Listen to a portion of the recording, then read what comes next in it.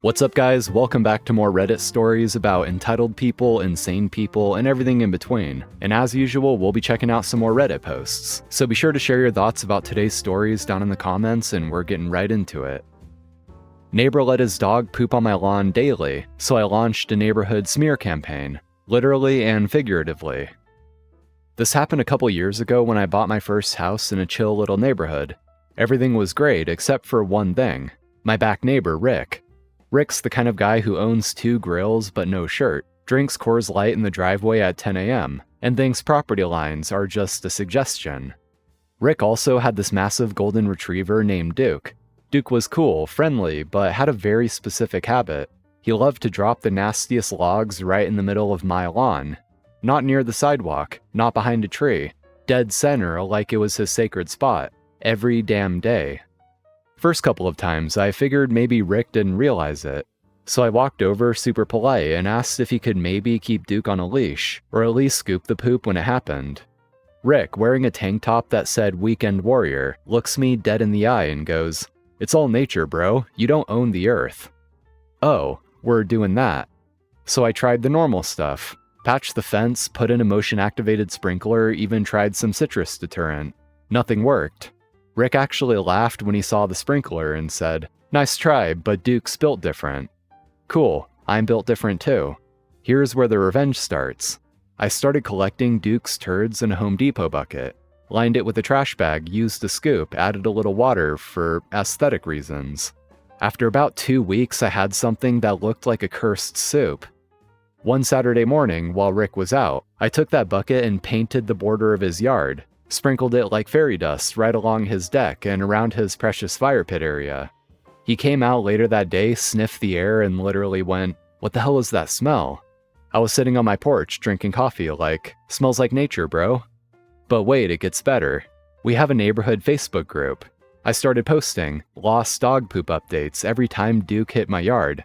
Found, steaming hot dog present near my mailbox. If this belongs to you, please collect your property before it fossilizes. Thanks. Then I started putting up tiny little "do not poop here" signs, made out of popsicle sticks and toothpicks, complete with glitter and googly eyes all over the lawn. I made them in weird passive-aggressive haiku form. "Dear Duke the Pooper, this is not your golden throne. My grass feels betrayed." Rick was not amused. He actually stormed over one day and yelled, "Are you trying to make me look bad?" I just blinked and said, "Buddy, I don't need to try." After all that, the neighborhood fully turned on him. A couple other people came forward and said Duke had been leaving surprises in their yards too. Rick ended up having to build an actual fenced-in dog run and started walking Duke on a leash like a normal human. And me? I still make those little haiku signs for fun. Edit. Someone slid in my DMs requesting pics. Do you like dog shit? I found cameras in our house. I'm posting from a new account because he knows my other one. I, female 21, have been dating my boyfriend, 27, for 2 years. We met while I was working at a hospital and he was a resident at the time finishing up. I do want to preface this by saying he didn't know my age when we first met. I'm ahead in school, so when we met he assumed my age because I was a senior at the time. I know sometimes people don't like the age gap. Anyway, we moved in together a year after dating and have been that way since. He offered after constantly hearing me complain of dorms being loud, and I was very grateful. Last night he was working a night shift, so I was deep cleaning the place and packing some things since we're moving for his work soon, so it's not like I was snooping.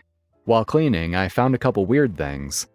I always knew there were security cameras in the house in places like the living room and kitchen for safety, but I found some in places in the bedroom. 2 were even pointed directly to the bed. I tore apart the place after I found a few more in places like the closet and bathroom I didn't know about. I feel so sick because I can't think of any reason to have these besides to spy on me when I'm home. I waited for him to get home and immediately brought it to his attention, and he said it was for security, that there was no way one was facing the bed because he would never put them there. He said he has them in the bedroom in case of a break-in for insurance purposes. But I swear when I found it, that's exactly where it was facing. I don't know what to do. I feel so uncomfortable, but I guess his excuse makes sense. Has anyone else had a similar situation, and what did you do? Update.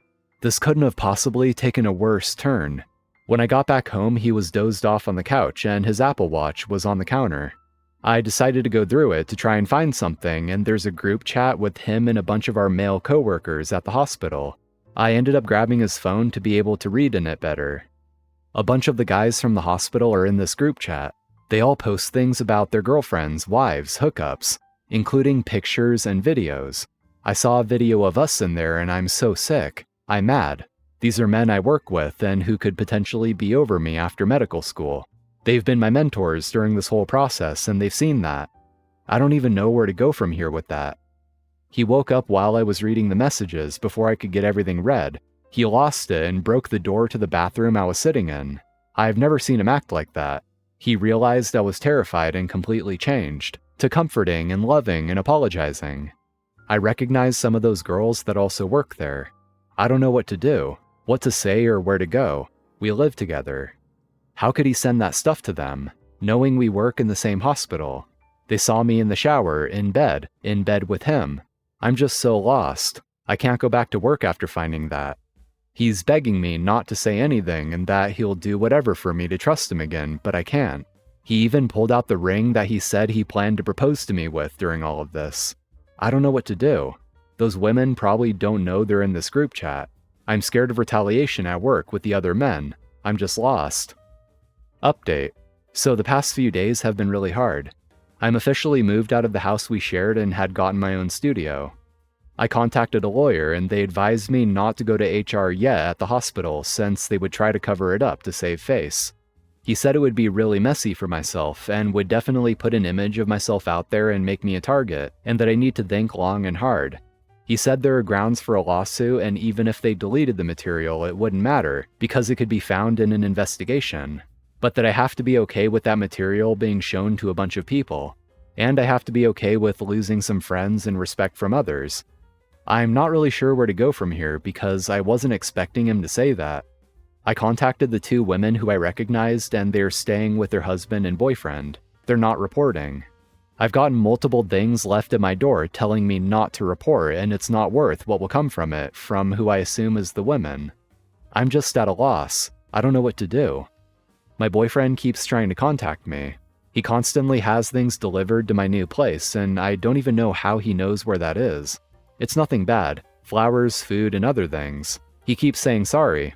I've never felt so confused on who to trust and what to do. I know I'm just babbling to a bunch of strangers, but I haven't told anyone else. My parents would probably go to jail for murder if they found out what he did, and I don't want to tell my friends that the seemingly perfect relationship turned to this. I'm just so embarrassed. Update. I just want to say thank you to the many people and lawyers who reached out to me in regards to my previous post. I've been in therapy and working with lawyers to resolve issues. I was able to get the proof I needed for filing police reports, but I decided not to do it.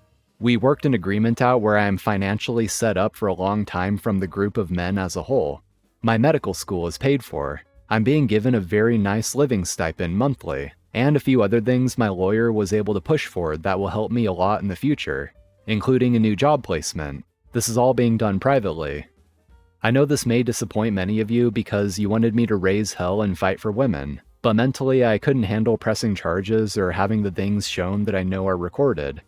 There are things in our agreement to protect me and my privacy, and if any video is seen again, then it voids everything in the agreement, and then I'll press charges and go to the police. All of their wives and partners know now. None of them wanted to go forward, which really swayed how I went about it. I wasn't only going to be fighting against them, but their spouses and I didn't want to ruin their children's lives by their moms and dads' videos and business possibly being outed to the world in a nasty courtroom. They shouldn't be punished for their dad's decisions.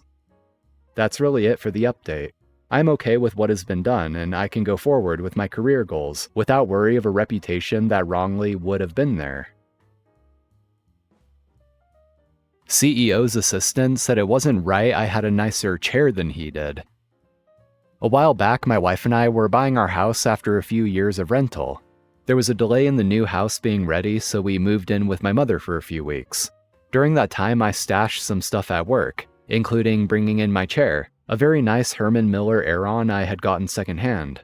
The office chairs were old, standard/serviceable, but not exactly nice. After a few days, I noticed that my chair would be in the conference room every morning. No problem, I just wheeled it back to my desk. I was working 8 to 4 to avoid traffic, so was usually in first.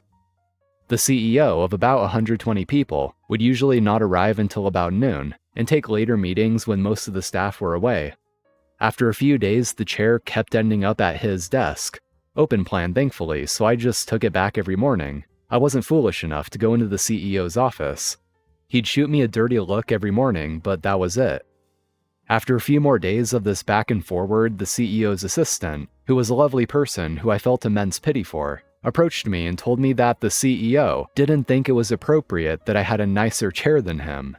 People would think that my desk belonged to the CEO, and it was stressing her out having to basically fight for it every day on his behalf.